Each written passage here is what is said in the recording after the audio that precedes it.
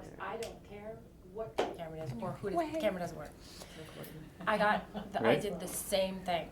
Waiting 4 hours at the concert, and then I get them when they're coming out of the back. We found them in this hallway as the security guard let me in, and we get up there and literally had killed the battery. No. And he looked at me and I went, I'm doing the thing. I'm doing the thing that everybody does to me, and I better do. He goes, yeah, that's our definition of infinity. Just waiting. Like, oh my God! I was like, I'm one of those people. I'm one of those people to you guys. Oh my God! I'm really sorry. I was so like disturbed by the whole thing. They kind of thought it was funny, but they're too young. They were just kind of annoyed. So now you're Brooke Shields, and the broken camera woman. And one of those people. I remember the time we met her. Were your kids with you? Well, hopefully. It was for my kids. Okay. I'm hoping you were. It was for Ron. So then they didn't get a picture together. She got in the picture, but it was taken in the back dark, so lliterally it's like completely orange and blurred. Oh, that's okay. And so they sent her an 8x10 signed, which is up in her room. So I was like, I have the capacity to be the cool mom that gets them backstage off the ramp before they get into the car to leave, and I mess it up. I was like, how is that possible that I could be that cool until the real moment I needed to be cool? I got my kids in with the Wiggles. And my daughter, they were so excited, and then I introduced Ginger to Anthony, the good-looking one, and she hid behind me and licked my arm. I was like, I'm really sorry. He's like, it's okay, Fitzy, they all do that. And I was like, they all hide and lick. Hide and lick, yeah. My bizarre children. All right, are we ready to go? Yes, you're fine. All right, so you all right? Yeah. Okay.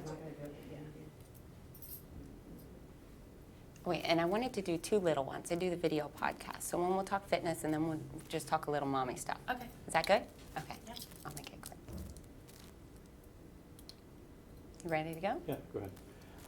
Okay.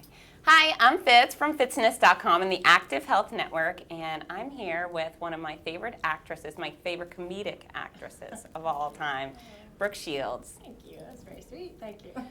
I mean, really, you're the funny one, and I guess you're so beautiful that people don't expect you to be so funny. Oh, it's very sweet. It's hard to even comment on that, but I've always enjoyed, I just enjoyed comedy, and I think anything that's unexpected, people never thought that it was possible. So I've had even more fun sort of being the surprise, Yeah. Well, I was sitting on the flight here, these 2 women next to me who became my travel advisors Marty and Ann, and they're like, she's so funny, and she's gotten even more beautiful over the years. That's so sweet. People have grown up with me or known me for That's so me. long. Mm-hmm. Like it's Blue Lagoon. It's this sort of strange demo, and I think that it's so everybody has a very strong opinion. It's weird to think of that there are people that I don't know that have true strong opinions. Yeah, me, but nice. I think they're all good. You're not someone would have a very, bad opinion of. Well, I'm just going to say that.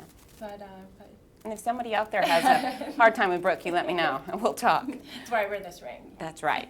Or not, we'll take you down. So I wanted to talk about fitness because you're in fantastic shape. Oh, thank you. Have you always been in great shape? No, I vacillate. I have these sort of, this is not my best. I'm not as fit, but I'm in this sort of, it's a very interesting thing because all my life, I've been, you try to sort of be what you think you're supposed to be. I was a model, so I was supposed to be skinny, but I really never was skinny, and I was always 6 feet tall, so I was never small. Nothing about me was small, so there was a strange sort of a relationship with it. And then I started doing Broadway musicals and found a level of fitness through dance that got me so much more in touch with what it felt like to be fit rather than what I just looked like. And it was really then that just sort of began. It was about 10 years ago that I started to then say, oh, wait a minute, it's much more about feeling a certain way than seeing something in the mirror and wanting it to look like somebody else. Or, And now what do you do for fitness? I dance still. I take dance class. Really? I spin and do yoga, and now I've just started recently. After I had foot surgery a few months ago, and I've just now started to be able to work out again. And I've started just adding like stairs and running, just a little bit, because I'm a heavy runner, and I'm not a pretty runner, and I'm not an easy runner. So I'm sort of committed, but I've been doing so much traveling that it's really hard to find classes that you can go to. So I'm trying to find things that I can do in any city. So what do you do while you're traveling? I find out if there's a gym in the hotel, try Okay. to add cardio somehow. Sure. And very rarely take classes on the road. So Sure.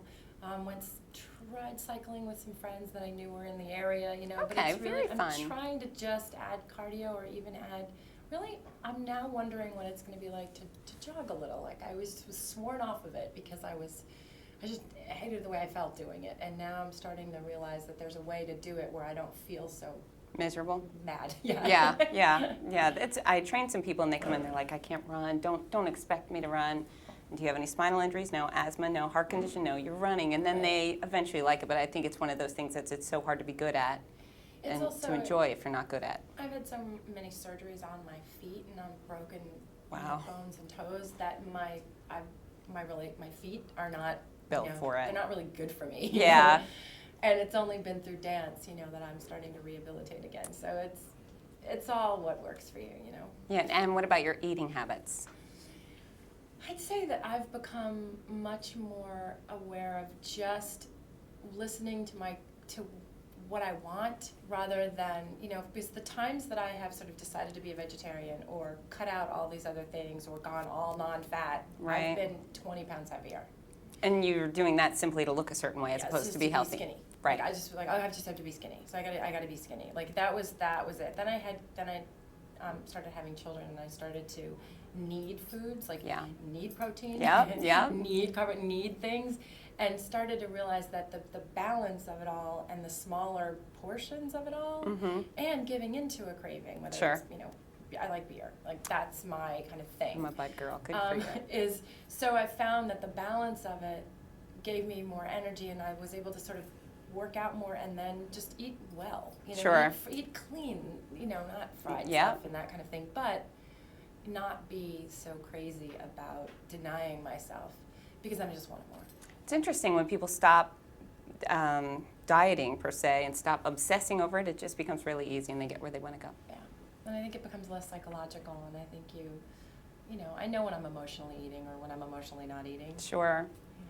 Now, you just recently, some big jerk took advantage of your mother, which is horrible. Do you have any sort of, sorry? Yeah, we're not Not gonna, okay, Yeah, sorry. Legally we What, can't actually. Okay. Can I start over? Yeah, I'll just start the question over. Do you use exercise as a form of stress relief?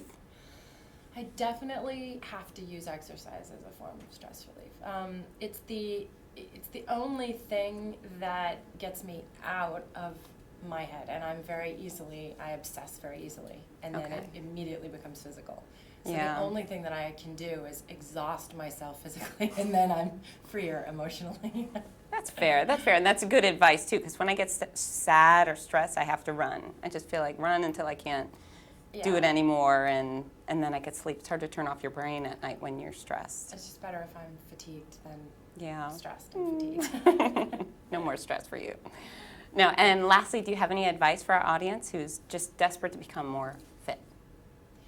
I think everybody has to give themselves credit, first of all, for wanting it. Yeah. But then you have to be realistic and responsible that nothing is going to happen unless you do it consistently. But you don't have to be crazy and you don't have to be like an athlete to be more fit. That's right. right. I mean, I think that it's just, I for a long time only looked at extremes. So it was like, well, I'm going to have to train like Gabby Reese, or I'm going to have to. That's right. And the thing is, it's ridiculous. That's not who I am. That's not Sure. what I do with my life. But I would set these goals and I would fail all the time. So I was always failing. So it became, finding the thing that I could enjoy. Sure. And finding the thing that made a difference. But the most important thing was sticking with it. Because I found that anything I did for a longer period of time made sense. Very good. That's great advice. And I assume everyone out there looks at you and just thinks it comes easy all the time, that you've just been randomly stunning for no good reason. And take a look at some of the photos from the 80s. I dare ya. It's a good motivator for everybody out there that she's persevered through the hardship. To the 80s. No, I never published my 80s. And mine weren't even publishable. They're just bad. Well, you're beautiful. I appreciate you sitting down with me because you are a very good role model for health. Oh gosh, well thank you. I appreciate that. Yeah, it's true, it's true. So I'm Fitz with the beautiful Miss Brooke Shields, and now it's your turn to get to work.